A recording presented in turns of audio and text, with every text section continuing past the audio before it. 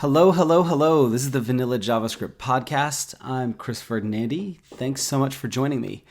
Today, I'm talking about CSS in JS, why I think it's bad for the web, and how to address some of the legitimate problems that it's trying to solve. At the time that I'm recording this, yesterday, the wonderful Remy Sharp had tweeted out, I keep looking at CSS and JS, styled components, etc., and the one thing they keep seeming to lack is why. And no, CSS is hard, stressful, etc. isn't why, because those all apply to JS too. And this is something I've been feeling for a while too. I just don't really get why people want to use CSS and JS so badly. So I weighed in on the discussion, which unleashed a torrent of replies in my mentions. But the three common threads that seem to keep coming up over and over again were, one, that global namespacing in CSS sucks. That two, it's really hard to remove unused code down the road.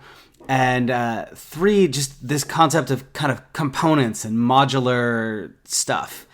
And today I wanted to talk about why I think CSS and JS is bad for the web and how to address some of those concerns, because they are legitimate problems.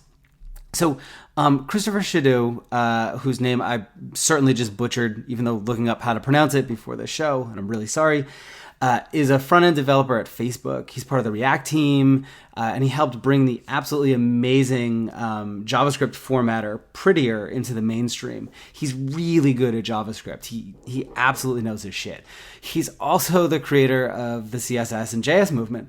And someone shared his presentation on why you'd want to use CSS and JavaScript with me. And in this talk, which I'll include in the show notes below, he mentions 7 problems for CSS at scale. The global namespace, which we already talked about a little bit, managing dependencies, dead code elimination, minification, sharing constants between CSS and JavaScript, non-deterministic resolution, which is really just a fancy way of talking about the cascade and how it kind of has this last thing takes precedence structure to it. And then isolation, which I think kind of relates to the global namespace. This is not supposed to be a mudslinging thing. I am going to pick apart his arguments a little bit in today's podcast.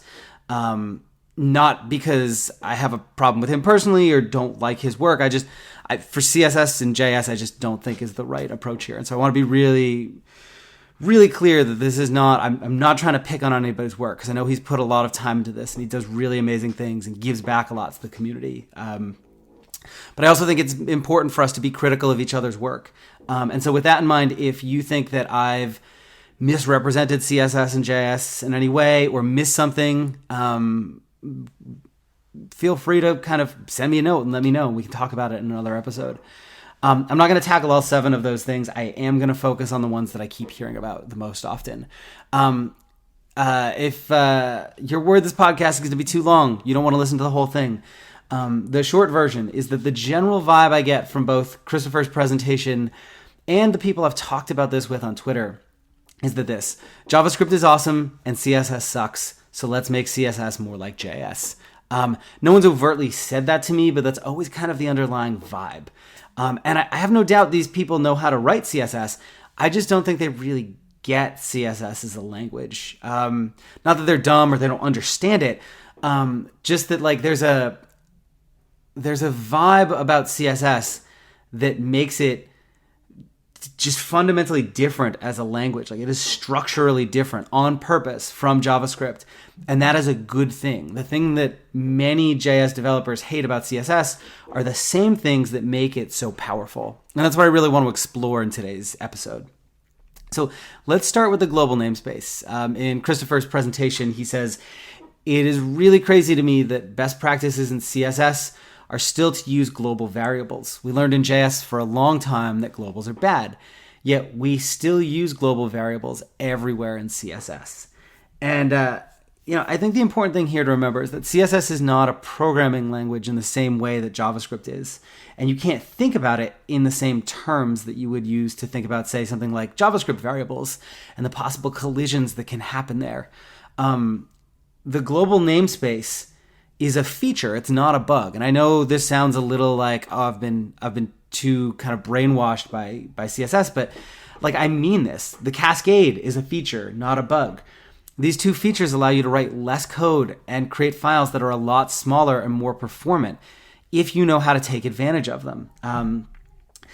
And if you come from a space of, maybe a more traditional programming language or JavaScript, where you've got, all these kind of scoped components, it's easy to think about CSS in the same terms, but you shouldn't. And my favorite way to handle things like this is by using Nicole Sullivan's object-oriented CSS technique. So, for example, let's say I had some styles for my headings. I wanted them all bold, and then I had some style or some size, font size properties for my H1 through H6 elements. And I occasionally have hero sections and other callouts where I want to use bigger, bolder headings in those sections. So I could do something like have dot callout H1 and dot hero H1 scoped with a different font size. And that's great if I have H1 elements in those headings and I want to make them bigger. But what happens if the callout happens further down the page where I shouldn't be using an H1? For semantic reasons, I should be using an H2 through H6.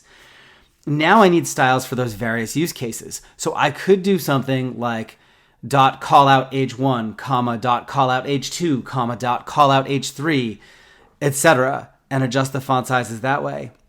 But that's madness, and you can see how your CSS file can balloon pretty quickly. Or I could just use a simple utility class, something like .hero-text for my hero text or my hero heading, and assign the font size there. And because classes have more specificity than elements, the hero text class is going to take priority, and the font size will be the bigger size when I use it in those sections. When I switched over from a component-based styling approach to a utility class, first one, I reduced my style sheet size by more than half. Christopher goes on to point out that Bootstrap, for example, introduces a whopping 600 global variables. And I think Bootstrap abuses the hell out of specificity. They have way more going on than the average developer needs in a project. But, beyond that, I don't think this stat in and of itself, if I knew nothing else about Bootstrap, this stat in and of itself doesn't inherently tell me if that's a good thing or a bad thing. 600 small utility classes for little nudges and tweaks within the DOM could result in a super lean, super performant style sheet if done right. You could theoretically have a style sheet that is almost entirely utility classes and build a really engaging user interface on top of that without the need for many components. So switching gears just a little bit, the next item that Christopher touched on was dependencies. And he mentions we're past the way where we bundle our CSS into a single file and now have to split it into many files and therefore deal with dependencies. To which I say, why? I'm going to speculate here that the style sheets that he works with are huge, and it's a performance issue to load them all at once. He's a developer at Facebook. If you ever dug around into their style sheet, I believe it's pretty large. They have a lot going on there, a lot of different components and modules and so on. Here's the thing, though. If you embrace the cascade and embrace global namespacing, you can dramatically reduce your style sheet size. Sometimes larger style sheets are avoidable, but a lot of the stuff that you have in a site tends to get reused over and over again, and people are just redeclaring the same properties for different components over and over again. Whereas, utility classes and more abstracted modules can really help do away with a lot of that, make the whole thing just easier and more performant. If you do have a necessarily larger style sheet, though, you can use things like inlining your critical path CSS and then asynchronously loading the rest of your style sheet down the road so that you're not render blocking with a giant style sheet. You can also automate what goes into that file and use some build tool plugins to kind of handle all that for you. And with one style sheet to load, you no longer have to worry about dependency management. Of course, working with modular files can also be more convenient for developers, and I totally get that. And we already have tools to handle that too. Sass makes that super easy. You don't even have to use any of its features. If you just want modular CSS files, you can rename all your .css files to .scss. It's fully valid Sass, and you can go from there. In fact, I started out using Sass for myself just for the modularity, and then eventually kind of started using some of the other features that it offers. Smaller modular files can be a real performance boost on newer browsers and devices that support HTTP2. But for older browsers and devices, and these are the ones that really need every ounce of performance they can get, it's actually worse for performance to do this. So the kind of the modular dependency loading thing, not necessarily a good thing. Let's talk about dead code elimination, because this one came up quite a bit too, especially on Twitter. So what happens when you have code that's no longer used? This is a real problem, and it's probably one of the number one arguments I see in defense of CSS and JS. But using CSS and JavaScript for this is throwing technology at what I think is fundamentally a people problem. You remove a component from your JS or your markup, right? You need to remove that from the CSS too. And yes, technology can make it harder or impossible for you to forget, but it's not like that doesn't come with some other side effects and trade-offs too. And if you're working with utility classes, that may not even be necessary. You remove a component and from the markup, and then those utility classes, which are used for other things, just continue to go on. You don't need to go find anything and pull it out of there. If you use an approach like BEM, you can remove that one component from your styles, just like you would in JavaScript. You just have two places to go instead of one. I don't think that's a huge deal. Working with modular Sass files makes this even easier. You can just comment out the import for that file. Minification is another one that Christopher mentioned. He says one side benefit that we can minify all class names and send both the JS and CSS a bit faster to users. This also ensures that all the developers are using CX, which is Facebook's tool for this, since they cannot guess that name. The approach that he recommends actually results in class names like ._F8Z. I know he thinks this is a good thing, but because it forces people to use a build tool, but from my perspective, it creates a higher bar for beginners to get started and makes debugging a hell of a lot harder. Now you have to hunt for obscure class names that don't match what you wrote. The amount of file savings, particularly after gzipping, is trivial. You should still minify your CSS, but that doesn't mean reducing class names to absurd random strings that mean nothing either.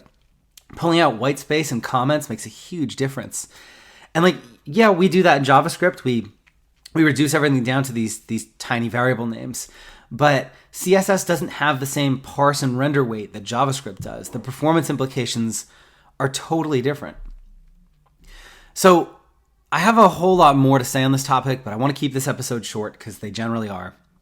Today I really focused on exploring some of the key points from Christopher's presentation and where he and I differ in our thinking about front-end engineering. He's an amazing developer with some really clever approaches to things, and I hope this is viewed more as two passionate professionals disagreeing than any sort of personal attack on him or anything. I think it's clear he and I both have a deep love for the web.